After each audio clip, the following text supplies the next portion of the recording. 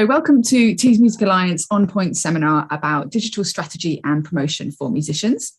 I'm Claire Dupree and my pronouns are she, her, and I'm an editor of NARC magazine and also a member of Forward Northeast, which is a supportive network for women, trans and non-binary people in the Northeast music scene. So I'll let my fellow panelists introduce themselves. Laura, do you want to go first? Yes, my name is Laura Rothwell and I am the founder of a marketing communications agency called Crystallised. We've been in the Northeast, we've founded here, been here 10 years nearly, and we work with creatives, cultural organisations, artists, musicians, charities, just to help them reach their audiences and talk to people, basically. Great. And Helen? Just checking I'm not on mute. I'm Helen Walkinshaw. My pronouns are she, her. I am the head of creative development from Generating, which has been going for 30 years, supporting creative digital sector, musicians, artists, anybody in the music industry really. So I focus on artist development, looking after emerging talent. Aside from that, write and make music in a punk band called Blom, which is a queer punk band also based in the Northeast. And Kay? My name is Greyson. I'm a writer and rapper. My pronouns are she, her, and yeah, I make hip hop music. Excellent. Very good hip hop music too. Great. So thanks very much for joining us. Today, we're going to talk a little bit about how important strategy is when it comes to releasing your music and communicating to your audience, and also the best methods that you can employ to reach your audience and hopefully expand them a little bit as well. So to kick off, Helen, you mentioned that Generator works quite closely with artists to support their ambitions. Kind of what advice do you give when you're advising on strategizing for releases and that kind of thing? The main bit of advice I give to artists is give yourself time and planning, which is really boring because that's not the fun bit. So making sure that you have enough lead up time between writing, creating, mixing, having that track ready to go and the point that you want to release it into the world. Like there's no rush because you might think that this is ready to go, but nobody else knows that it exists yet. So giving yourself enough lead up time so that it's done properly into give it the best chance that you can, rather than what a lot of people do is just put something out straight away and then it doesn't do as well as they have the expectation of it, and then they feel really bad about it and then it puts them off doing it again. So making sure that you're giving yourself the quality of time, it's your friend, and like the planning side of it, making sure that you're hitting a few benchmarks and a few goals. So like, where do you want it to sit? How do you want people to hear it? Do you want it to be streamed on the usual platforms like Spotify, iTunes, all those? If you do, then you need to be adding it to playlists or uploading it with enough time that it'll land whenever your release date is. Making sure that you're reaching out to press and blogs again with enough time. Like everybody's working at deadlines, so if you're not going to meet those deadlines, then you might have to change the parameters and the plans on your end. And then things like all the other add-on pieces, so content, like making sure your social media is active enough around that time so that people are going to engage with it. It's going to hit more people, collaborating, thinking about what artists you're working with for your music videos or for your artwork, all those little things. I think they're the fun bits, like all those bits of planning, all those pieces come together, but making sure that, everything's kind of like, sit it with your calendar and plot it out week by week. Like for the next 4 weeks, that week will be emailing blogs, that week's going to be, uploading everything to where it needs to be. Especially when you're doing it yourself and you don't have a team around you, it's going to make life a lot easier if you just kind of, do that band admin, I'm going to call it. Yeah, that's the fun bit for me as well, I have to say. Not that I'm in a band, but yeah, the boring business side is actually, it gives a spreadsheet and I'm well happy.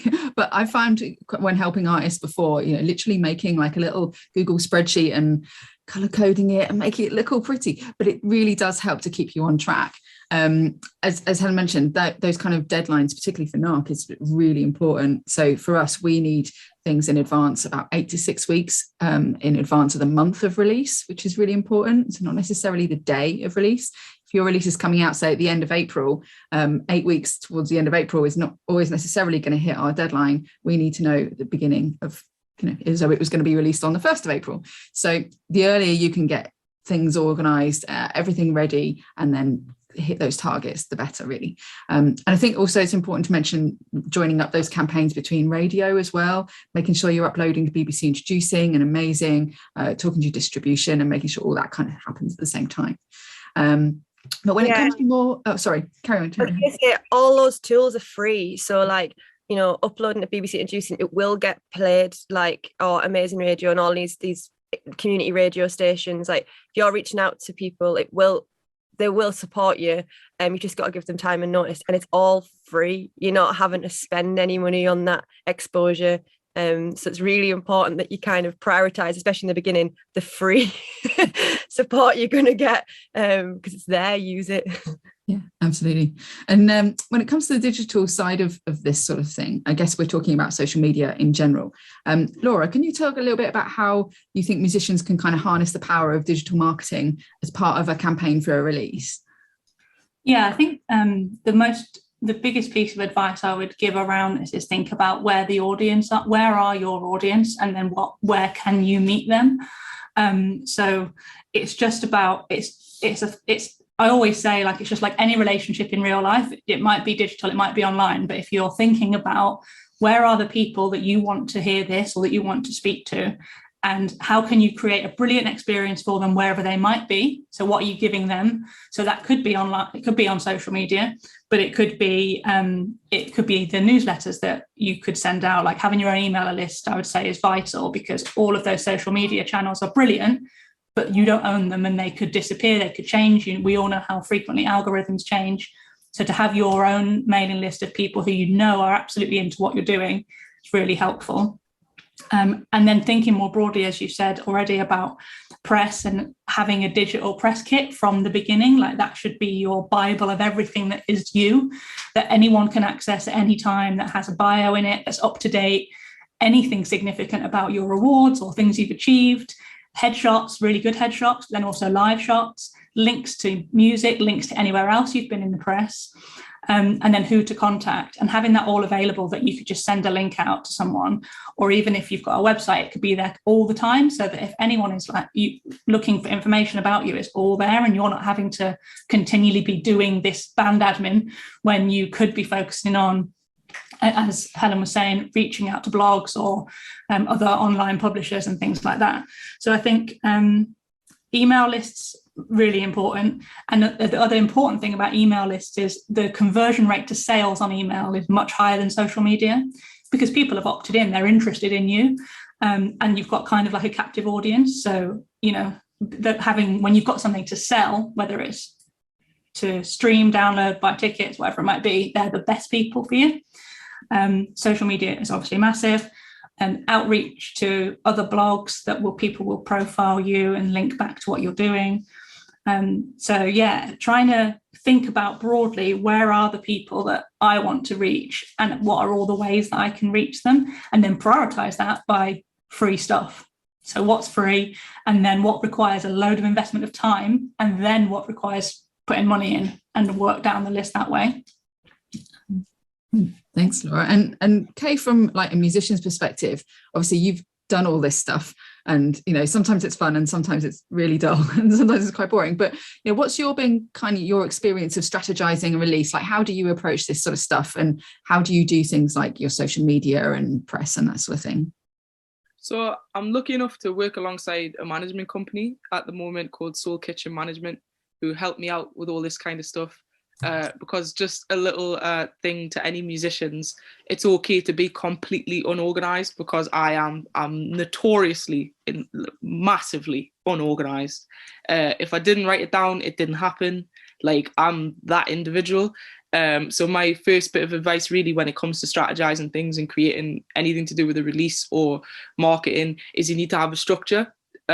So you don't have to get a management company for that. Just collect some structured friends, you know, however that works, you know, like or you can use tools to make yourself structured. So there's all kinds of apps and things like that now that you can use to help yourself to structure things. So that's just kind of a starting point to where this stuff is difficult if you're like me and you couldn't focus on anything. But yeah, so being part of sort of social media campaigns, for example, like with Over and Over, we wanted to put together something to where our goal was to sort of get to Radio 1. So we started that way back by being on Introducing, and Introducing is the absolute holy grail of sort of independent radio. So if you want to sort of get through there, that's a good stepping step to get up to where you want to be, which for us was Radio 1, and that kind of led from there. So really some advice would kind of be to start with small and manageable goals. Things can seem quite you know what I mean? I want to put this song out and then I want to tour the world and be a millionaire. It's like, yeah, but there are actually 1 or 2 steps that come before that. And it's kind of like lining out those steps for yourself. So what are going to be your little wins? You know, okay, right, I want to get it played on radio, or I want to do a show to promote it. That's kind of the things that you need to focus on. Otherwise, it can become quite overwhelming. One thing that I think is very important is mindset. And some advice that I got given that I kind of hold with me when it comes to releasing something is think of it like an event. So everybody's been to like a party or something that they were excited to go to, and releasing a song or an EP or an album is kind of like you're going to throw a party, and you have to get people excited about the party. You have to get people to want to come to the party. Some people are going to want to pay entry. Some people aren't going to want to pay entry. You have to decide what you're going to do. Do I want tons of people to come along, or do I want like a couple of people to come along, but they're going to pay £10 to get in? Like, you have to if you think of it, that kind of helps me. But if you kind of think of it like an event, then it breaks it down much easier. Because, for example, if you were going to have a party and the day of the party, you just put, I'm having a party, with a picture of you standing there like this, nobody's gonna come to the party. So you need like you would automatically start thinking, like you were saying, Helen, it's like 6 to 8 weeks in advance. I need time. I need to reach out to people who are going to make posters or make a magazine post or a blog post, or, you know, I want it on the radio. How big do you want it to be? So that's kind of how I think about it. And also, like, continuing with that analogy, it's kind of like if you were throwing a party and nobody knew you, nobody knew anything about you, nobody, you know, there was no background on you, you were just a random person. People, again, it doesn't matter how good you make that seem, aren't going to buy in. So, for example, on social media, it can't just be like music video trailer, picture of the cover, song comes out. Like, nobody knows anything about you, you know, so you have to personalize it a little bit. And that can be uncomfortable for artists. Some artists just want to make music and they don't want to be, you know, they don't want to dance on TikTok, you know what I mean? Like, and that's okay, do you know what I mean? But you have to find a way to let people in a little bit. You know, what was going on when you wrote the song? How was it like recording the song? Did you have any interesting moments or collaborations, or was there a breakthrough moment? For like, you can keep it as professional as that, to the point where, you know, you're just describing the steps, because through that people will get to know you, you know. But the main key thing in all of that really is to do what you're comfortable with. You know, if you're the type of person who just wants to boom, there you go, but then you have to manage the expectation. So that is you releasing it on a very small level, and you need to then manage what you think is going to come next from that. And then if you want to grow it into something else, you have to change your approach. So that's kind of what I've been through in my mind, to where, okay, I want to release this. What's the goal? All right, we want to get to Radio 1, or we want it to get this many plays. Okay, well, what do I need to do to make them steps? Yeah, if that makes sense. Yeah, fantastic advice. Yeah, thanks, Kay. And like, when it comes to the sort of social media element of all this, how do you, you know, what kind of things do you do on social media to make like good copy? I mean, do you do TikTok dances, Kay? You can admit it here. It's okay. It's a safe space. What do you like to do for social media? What engages your audience? So that's kind of, I say that to say this, really, I am not the individual who likes to do the sort of TikTok trends, and I can't do it. You know what I mean? I can't do it. I have fun doing certain things, but it's not something that I can easily get into. Some people can, it's not me. But then again, I don't really think it would engage my audience if I started to dance on TikTok, you know? So for me, I like to post music-based stuff, but I also like to post lifestyle stuff. So for example, when I was in LA, I started to do some vlogs, and they got some good interest, where people were sort of seeing like way more of my life than they'd seen before. So that's quite engaging, something different. The main thing is to sort of vary up the content. So for example, I'm working out TikTok at the moment as we go. And the things that I've noticed is its frequency and consistency.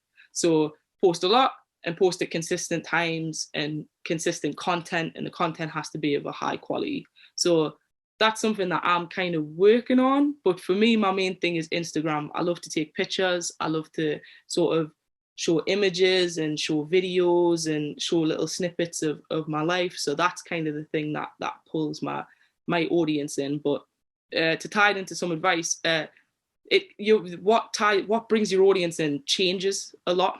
So for example, the first time I ever posted a freestyle video, it was like, whoa, okay, raps, this is amazing. But after like 5 years, people were like, I mean, like, you know, it's good, but we've seen it. You know what I mean? You have to keep varying it up as well.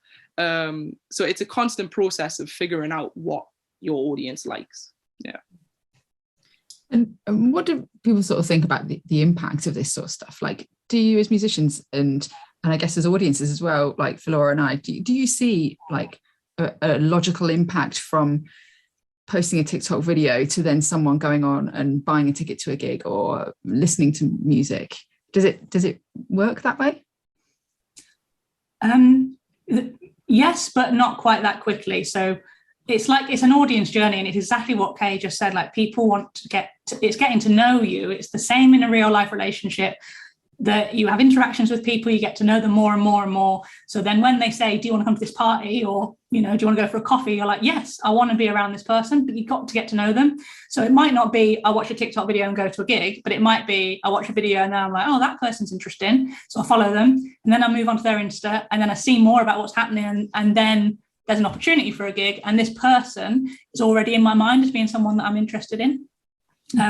So yeah, it's just about building up that relationship. And I would say, like exactly what Kay said again, like the consistency is the most important thing that we see. And you can define what that means. If you're consistently posting once a week, that's fine. If you're consistently posting 8 times a week, fine. Whatever works for you. But 8 times a week and then nothing, and then once and then nothing, and then an album comes out, like that's too messy for a relationship to build. Like, you can't. It's like friendships, you know, if you talk to someone every day for a week and then you never hear from them for 6 months, it stunts the growth of that relationship. And it's just the same, even if it's 10,000 people on Instagram. Yeah, absolutely. Helen, how was your experience of social media? Because I have to say, I have to give you some praise here. Like, during lockdown, Blom toured with loads of fake, you did fake loading in videos on like Instagram and Facebook, and so believable that people actually thought you were playing gigs. And I had people going, oh, have you seen Blom? They've been playing these secret gigs. I saw their band members like carrying drum kits upstairs, and it was mint. And obviously it was fun. It was a bit of a laugh for you guys, but like, you know, how's your experience been of kind of getting at your audience online? Yeah, it's a funny one, because the type of band or the type of music that we make, social media is not really a place for us. Like, we're not going to be making TikToks, and we're not going to be, that's not our scene. And I think that in lockdown, with that whole like the touring thing, part of it was we were all insane and lost our minds. And, you know, Zach and Eri, the other 2 people in the band, lived together. So it was quite easy for us to do a lot of like daft stuff, because, you know, they were like locked in a house together. I think like for part of it, like anything that I filmed remotely, I had them as like mannequins and they had me as like a balloon person or something. Like, I haven't watched the videos in a while, and I probably won't, because it's, yeah. But yeah, that came about because we played a gig in Norway. We played this festival in Norway, and then we locked down like a week or two after, and we were meant to go and promote our album on tour. So we were going to be away for like a month pretty much, and we'd been working on this album for like over a year, and it was all this excitement around it. And then we were like, we're buzzing about this thing, and we don't know when we're going to be able to play it or get it to people.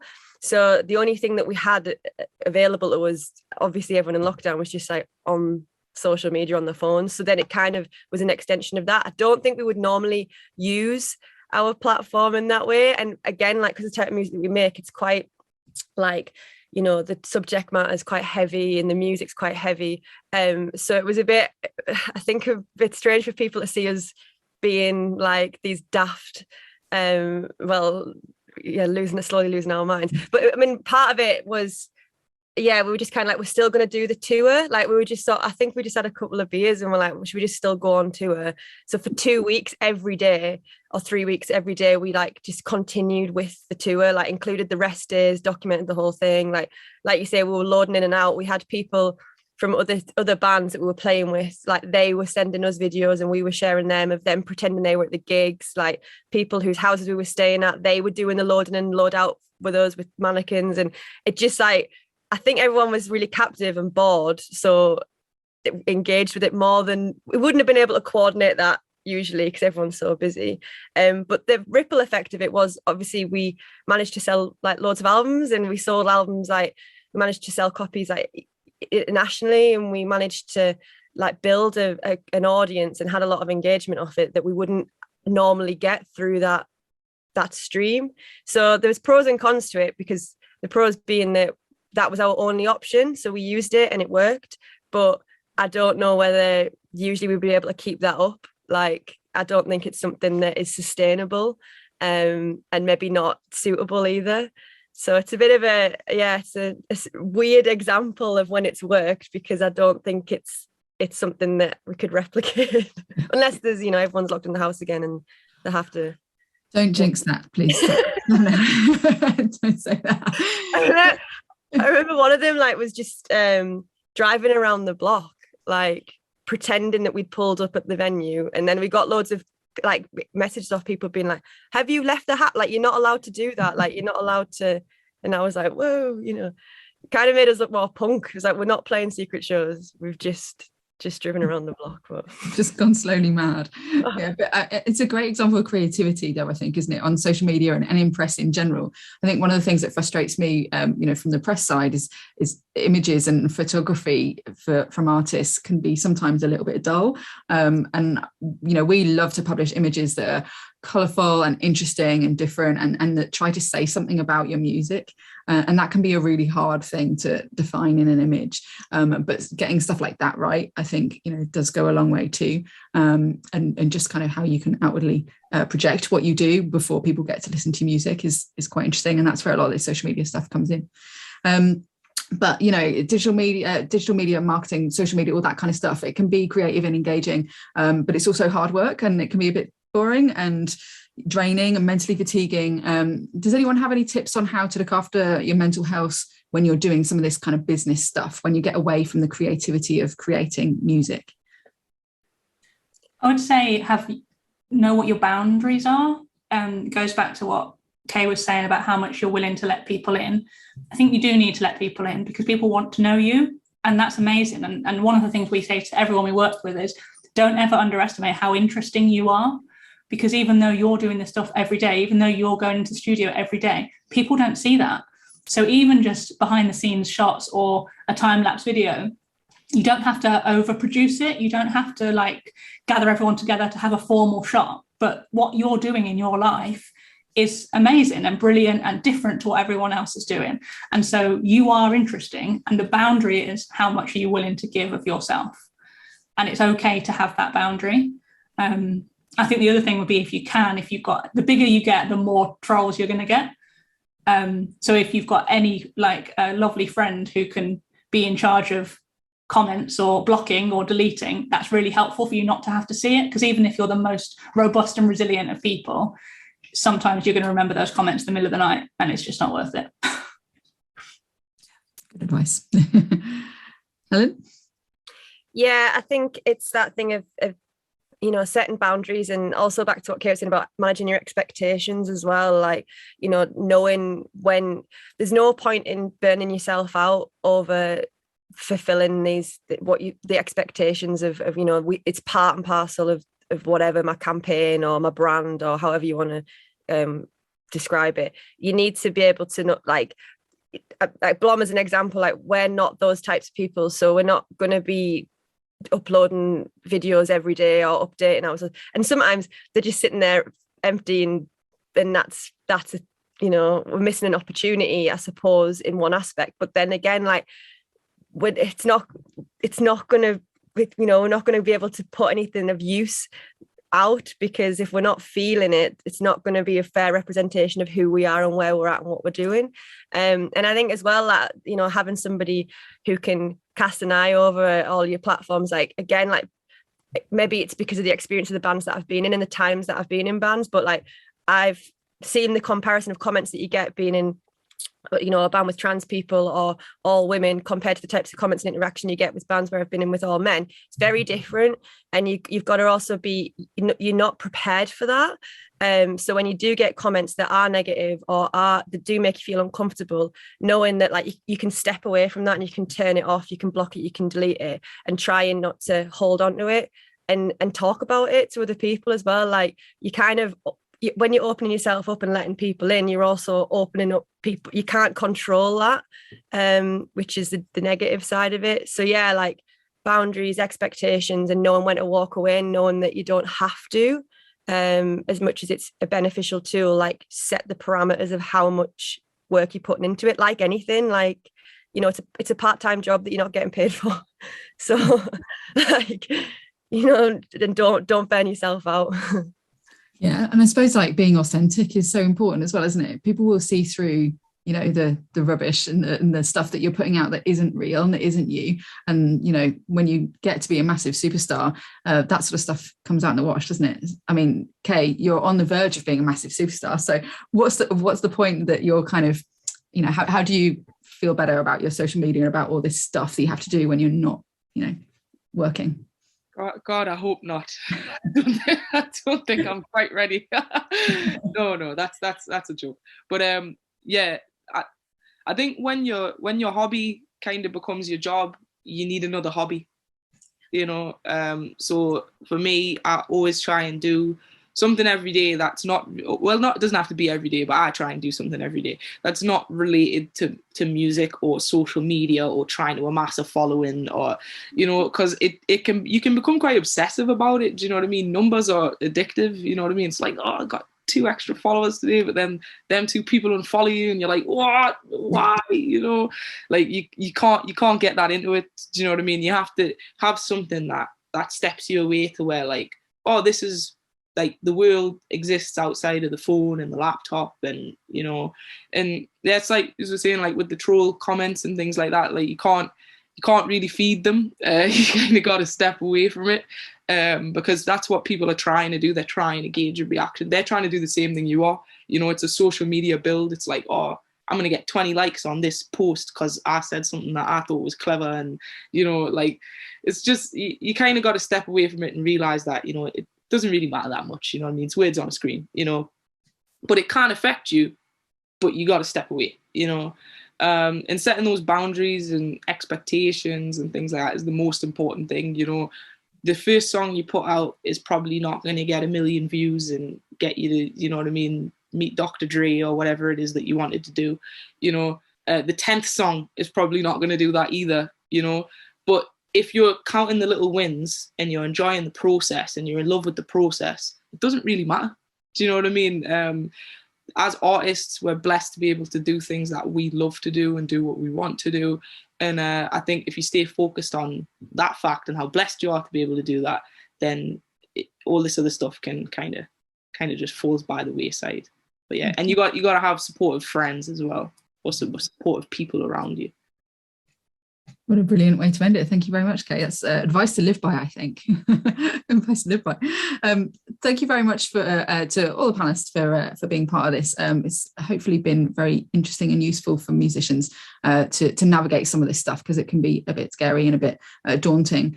Do keep an eye on Tees Music Alliance's website and social media channels. There's going to be more helpful tips like these. And you can also download the Musicians Atlas, which is a guide for musicians that Tees Music Alliance put together last year as part of the Digital Tenderness project. And it has loads of stuff about information, advice on performing, touring, releasing, with a very handy strategy diagram, which I was very proud of, my design debut. Please don't judge me for that.